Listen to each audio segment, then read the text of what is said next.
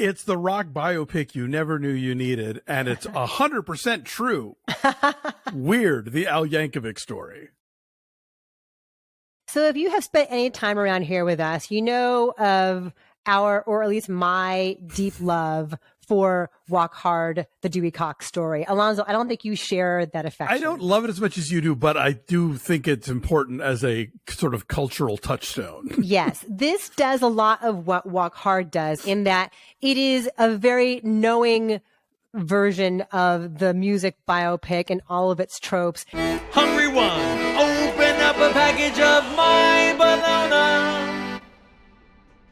Dude, I've got chills. And it makes total sense to approach the life of Weird Al Yankovic, the king of the parody song, by making a parody biopic about him. He is one of the writers of it, along with the director, Eric Appel, and he is in it in a very small role. This is out on the Roku Channel right now, by the way. Do you have to have Roku to watch the Roku Channel? I would assume so, right? I don't know. I think maybe you can look at it online because it's free with ads. So I don't see why they would make it tricky. My TV came with Roku installed, but surely one could just, go to RokuChannel.com or something. I don't know. We have Roku, so I've watched it, but yes, there are ads and they are placed in weird places. But anyway, Daniel Radcliffe is Weird Al Yankovic. And I love all the choices he has made post Harry Potter. The weird places he goes, like Swiss Army Man, like playing a villainous character in The Lost City. That was fun. Oh, yes. Right. So here he is, got the curly hair and the glasses and the mustache and the Hawaiian shirts and the accordion, and he is Weird Al Yankovic. But it begins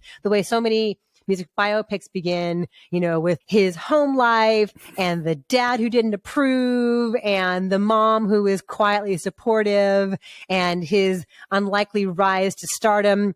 I mean, it has songs by Weird Al Yankovic, but this is really not his life. No. So as long as you know that going in and you just have fun with the crazy places that it goes, you will have a good time.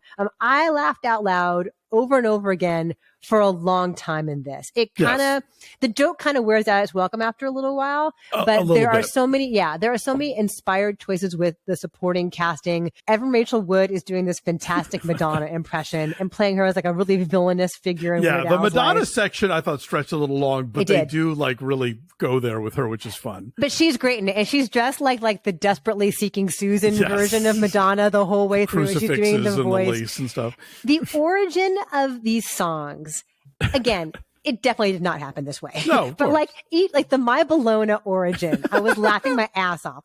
If you are a fan of his music, or even if you're not, I think you'll enjoy how they play with how he could have possibly come up with this. There's a whole bit at the beginning about how polka music is really dangerous and how the accordion is the devil's instrument. I mean, it's fucking hilarious. It's so stupid. If you've seen enough shitty biopics, I was immediately reminded of, there was that movie a few years ago, The Man Who Invented Christmas, about Charles Dickens writing A Christmas Carol. And the whole movie reduces him to a stenographer because he's constantly running into people who are saying things like, decrease the surplus population and da-da-da.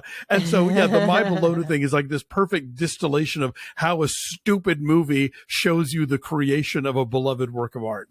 What's really amusing here too, so Julianne Nicholson plays his mom, and Toby who was Huss Marilyn plays Monroe's his mom dad. in Blonde. Well, here beyond that, Toby Huss was also in Blonde as Whitey, the makeup guy, her right-hand man makeup guy. So two really extremely different pop culture figures have so Julianne funny. Nicholson and Toby Huss there to help mold them from a young age. Yeah, and just the whole supporting cast. There's a scene that is so crazy that takes place at a pool party at Dr. Demento's house.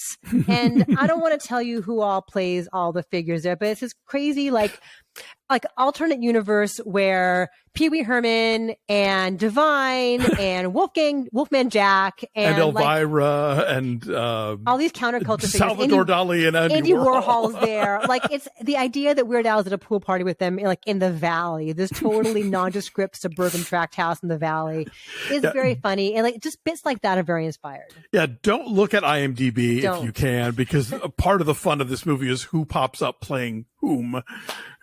But the performance of Wolfman Jack, I really enjoyed, both as a parody of that cultural figure, but then also the way it shifts partway through that particular performance. It's silly and it's playful, but it's also sort of about, the idea of what we think is going to be popular. Like what is it, do you think, about Weird Al's music that has been so enduring? Like it's been 30 plus years, more than that, going right? on 40 probably. 40 years. Like, are you a fan of Weird Al? Did you appreciate it from that perspective? I was a little old for that. I know a lot of younger people who worship him. Like my friend Nathan Rabin, has written several books about Weird Al Yankovic. And in fact, now that I've seen this movie, I can go read the article he posted with all the Easter eggs that are in Weird. If you have followed Yankovic's career, I've always liked him. I think he's genial. And he actually years ago, kind of the warm up for this, he did an episode of VH1's Behind the Music, which was very tongue in cheek because his life is so not scandalous. Like they talk about this one album that he put out that only went gold or something. It didn't do as well as the other ones.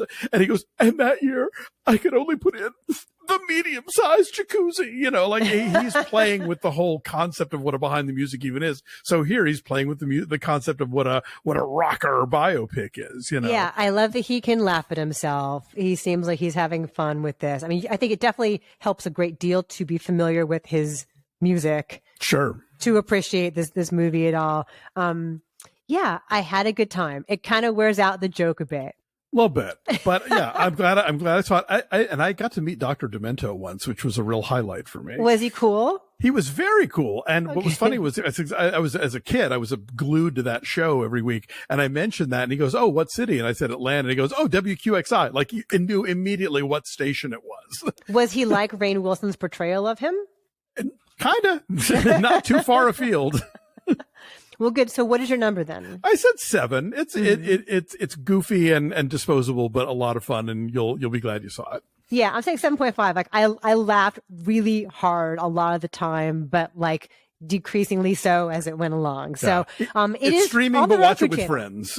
Yeah, I think so too. Yeah, I think watching it with friends is probably good. So it's on the Roku channel, so go check it out.